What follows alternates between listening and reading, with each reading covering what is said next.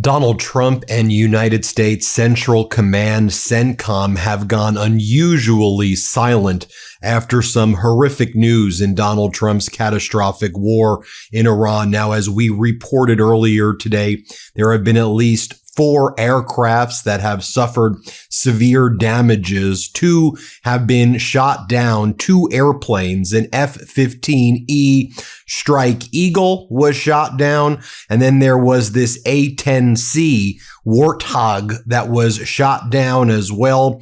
We know that the pilot of the A-10C survived. We know one of the pilots of the F-15E survived and was recovered. Search and rescue teams are still currently looking for the other pilot of that F-15E, while Iran has shut down the area where they believe that individual is hiding. U.S. Special Forces are looking for that individual as well. We will keep you posted there. But the last Central Command CENTCOM post was basically denying that any aircraft at all was shot down. You'll recall that CENTCOM posted Iran's Islamic Revolutionary Guard Corps is saying it downed a, quote, enemy fighter over the Strait of Hormuz. And then CENTCOM says, fact, all U.S. fighter aircraft are accounted for. And the IRGC has been making false statements like this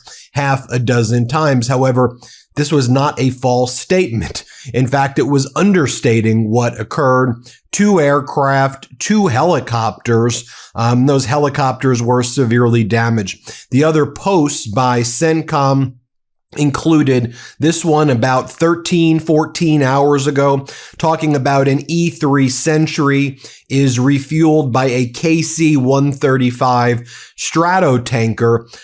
One of those KC-135 Stratotankers was also squawking, putting out emergency signals, although we don't believe it was shot down. Remember, a prior KC-135 crashed a few weeks back, killing all on board. And then, of course, there was the incident in Riyadh, Saudi Arabia recently, where the E-3 Sentry, the crown jewel of the Air Force, was destroyed, and about 2 or 3 KC-135 Stratotankers were destroyed. So CENTCOM posted that image right there.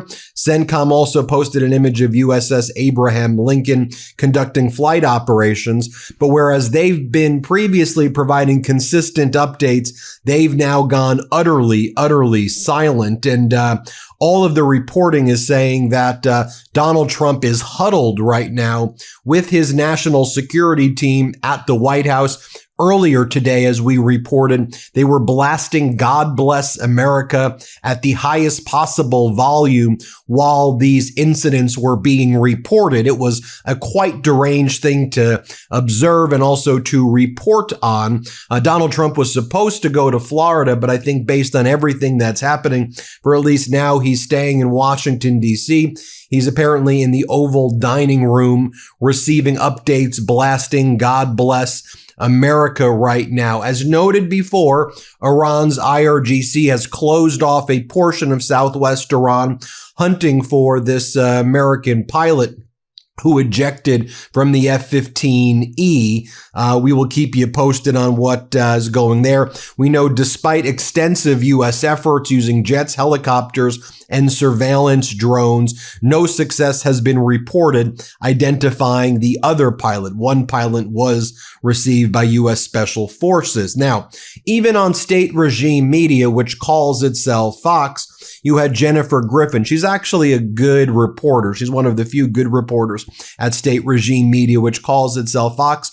And she's their national security reporter. She talks about how unusual it is that we've heard nothing from CENTCOM, nothing from Donald Trump. The Iranians have been posting post after post. They've been doing Lego videos mocking the Trump regime. They've been showing memes of Donald Trump saying, I've destroyed America. They've been posting photos of Donald Trump next to Jeffrey Epstein. They've been making post after post.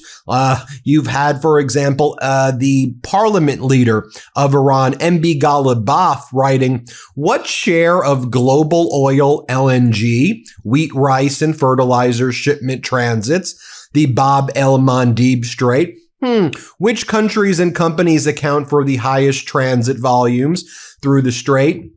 Inquisitive emoji face. Remember, the Houthis, one of the proxy groups of Iran, previously demonstrated it would be able to shut down the Bab el-Mandeb Strait. That's in the Red Sea, right? The Strait of Hormuz is already under the iron fist of Iran.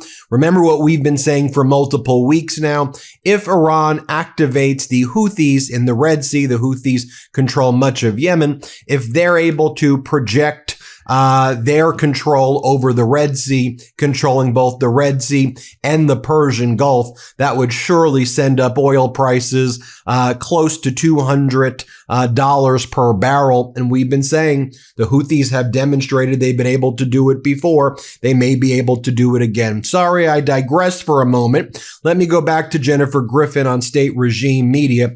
Here's what she said about how unusual this silences by Donald Trump. Play this clip. What can you tell us about the expectations?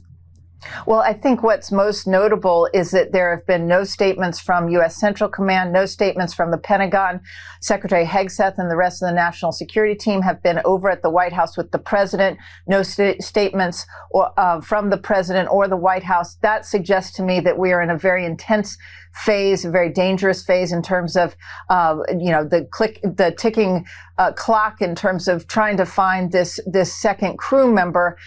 It is very, very delicate, and obviously nobody wants the Iranians to have a propaganda win by either capturing this crew member or so we are waiting. It is tense. It has been very tense. Normally we're able to speak to people behind the scenes and find out what's going on, but they have all been very tight-lipped today. That's why information is so scarce, Tommy. Yep, CENTCOM, Donald Trump, quiet. The Iranian social media accounts are posting things like this. Eesh, you were talking, Donald, with an emoji of a laugh face showing Donald Trump's address from the White House this past week. Remember that disastrous address Donald Trump gave?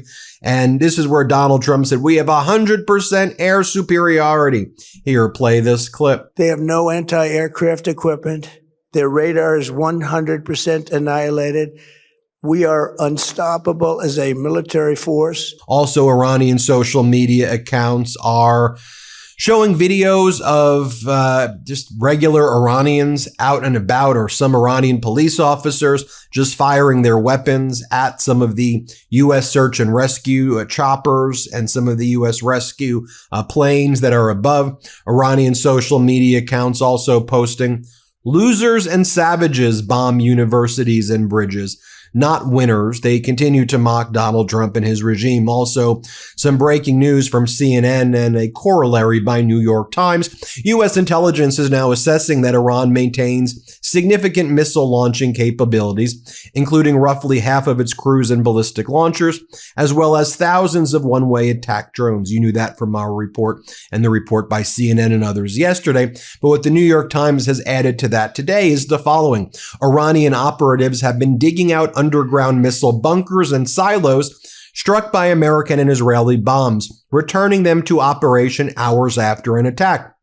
With Iran's Islamic Revolutionary Guard Corps still retaining a significant amount of its cruise and ballistic missiles, as well as mobile launchers, according to U.S. intelligence reports. The Iranian Revolutionary Guard, within hours after a site being struck, is able to basically rebuild it. Reuters reports that U.S. intelligence is further warning that Iran is unlikely to ease Hormuz Strait chokehold anytime soon. And of course, we reported earlier, but you didn't need to hear it from us earlier because we've been saying it for many, many weeks now. Iran is rejecting all of the attempts by the Trump regime to try to negotiate a ceasefire. Trump regime's attempt to use Pakistan as a mediator and in Islamabad do a mediation. Iran said, why would we do that right now? We control the Strait of Hormuz.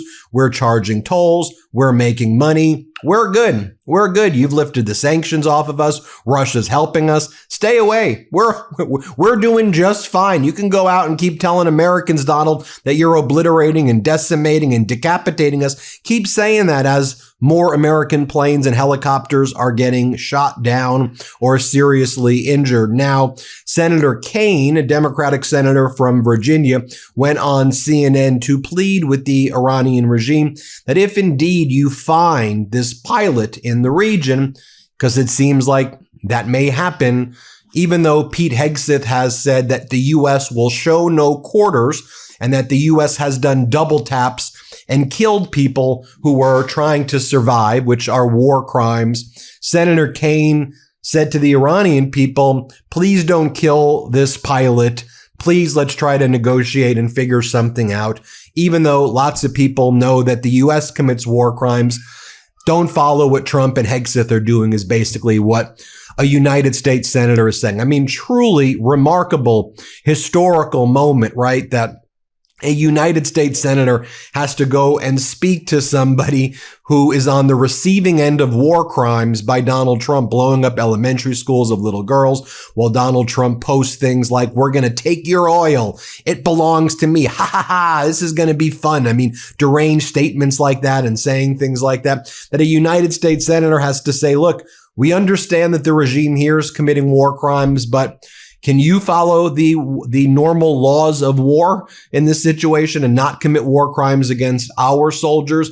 Here's what Senator Kaine said. Let's play it. Look, the message that I want to deliver here, because the Iranians monitor U.S. media pretty darn carefully, is if this second pilot is rescued, treat him or her in accord with international humanitarian law about prisoners.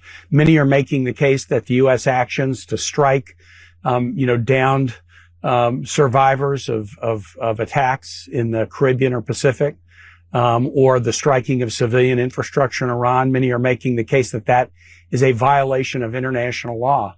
And if Iran shows that it will follow international humanitarian law in the treatment of this pilot, should they seize him, that would be a very strong statement that we ought to always follow rules, especially with respect to survivors of attacks like this. And I'm praying for this individual and their family. There you have it, folks. We're going to keep you posted every step of the way. As always, hit subscribe. Help us get to 7 million subscribers. We appreciate you. You may think you're subscribed, but you may not actually be subscribed. So double check and hit subscribe. Thanks for watching. Love this video? Support independent media and unlock exclusive content, ad-free videos, and custom emojis by becoming a paid member of our YouTube channel today. You can also gift memberships to others. Let's keep growing together.